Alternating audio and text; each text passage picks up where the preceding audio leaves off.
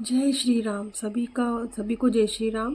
आज के अंक में आप सबका स्वागत है। सबसे पहले हम सभी देवी देवताओं की चरण वंदना करेंगे और हाथ जोड़ के उनसे याचना करेंगे कि आप आइए और हमारे साथ इस पावन ग्रंथ को श्रवण करिए। तो चलिए शुरू करते हैं। कल हमने पेज नंबर 149 149 पढ़ा था, तो उसका अंतिम श्लोक पहले पढ़ेंगे। एवमस्तु तुम बड़ तप कीना, मैं ब्रह्मा मिलिते ही वर दीना।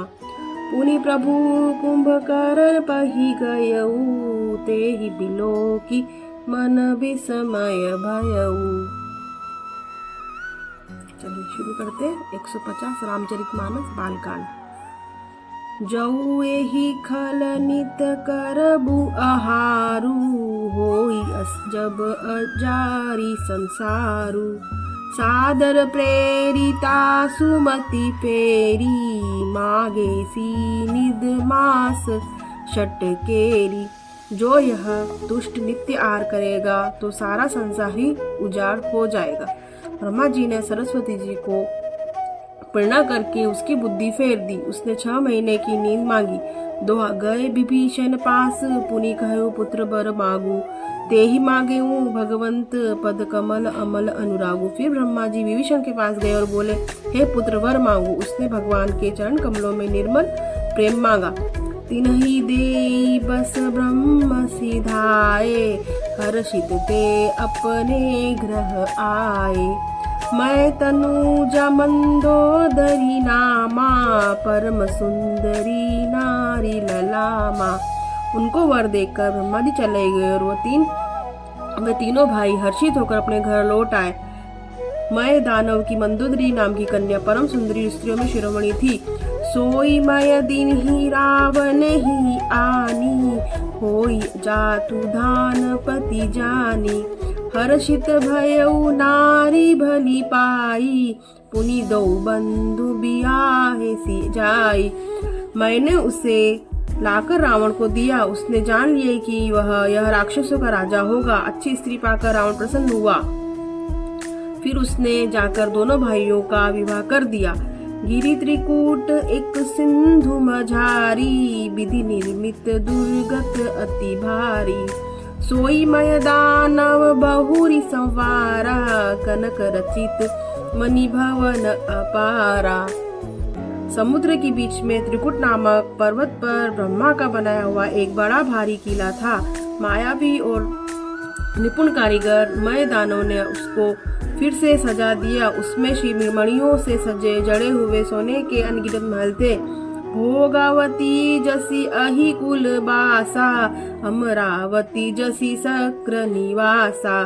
तिन्हते अधिक रम्य अति बंका, जग विख्याति नाम ते ही लंका। जैसी नागकुल के रहने की भोगावतीपुरी और इंद्र दे रहने की सर्वलोक अमरावती पुरी, उसमें से अधिक सुंदर बांका यह दुर्ग था। जगत में उसका नाम लंका प्रसिद्ध हुआ। दोहा खाई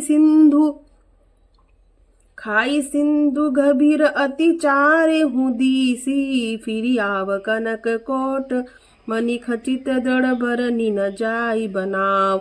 उसे चारों ओर से समुद्र की अत्यंत गहरी खाई घेरे हुए हैं। उस के मणियों से जड़ा हुआ सोने का मजबूत परकोटा है, जिसकी कारीगरी का वर्णन नहीं किया जा सकता।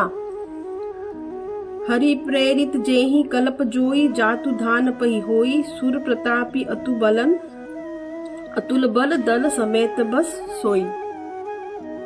हिंदी में अर्थ जानते हैं इसका। भगवान की प्रेरणा से जिस कल्प में जो राक्षसों का राजा रावण होता है, वही शूर प्रतापी अतुलित बलवान अपनी सेना रहित उस पुरी में बसता है। रहे तहा निशिचर भट भारे, ते सब सुरन समर संघारे। अब तह रही सक्र के प्रेरे, रक्षक कोटि छजपति केरे। वहाँ बड़े बड़े योद्धा राक्षस रहते थे। देवताओं ने उन सबको युद्ध में मार डाला। अब इंद्र की प्रेरणा से वहाँ कुबेर के 1 करोड़ राक्षस रहते हैं। 10 मुख कतहु खबरी असी पाई, सेन साजी गढ़ घेरे सी जाई।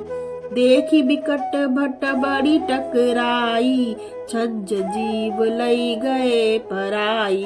रावण को कहीं ऐसी खबर मिली, तब उसने सेना जा सजा कर किले को जा घेरा। उस बड़े विकट योद्धा और उसकी बड़ी सेना को देखकर यक्ष अपने प्राण लेकर भाग गए। फिर सब नगर दशानन देखा, गयऊ सोच सुख भयऊ विशेषा। सुंदर सहज अगम अनुमानी, किन्हीं तहाँ रावण राजधानी। तब रावण ने घूम फिर कर सारा नगर देखा, उसकी चिंता मिट गई और उसे बहुत ही सुख हुआ।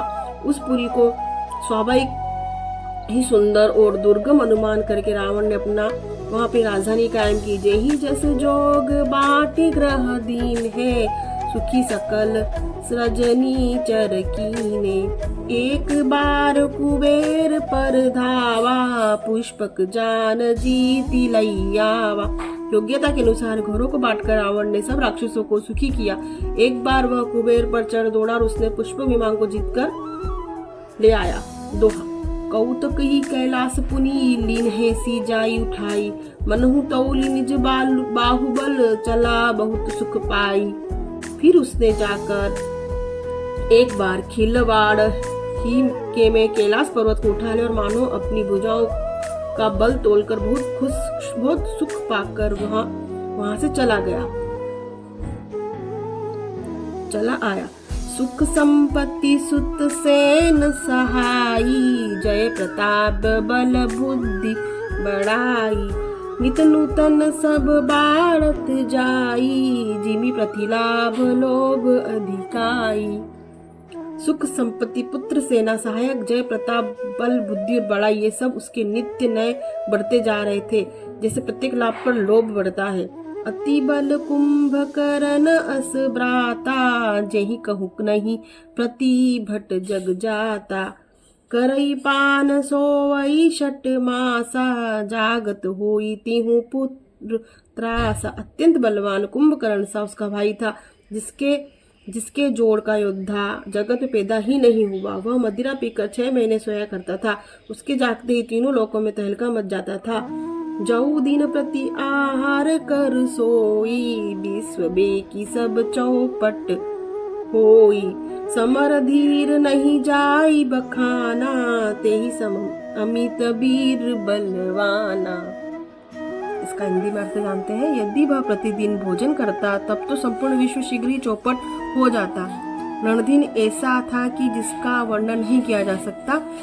लंका में उसके ऐसे असंख्य बलवान वीर थे। तो आज हमने पेज नंबर 151 151 पढ़ा। कल हम 152 से शुरुआत करेंगे।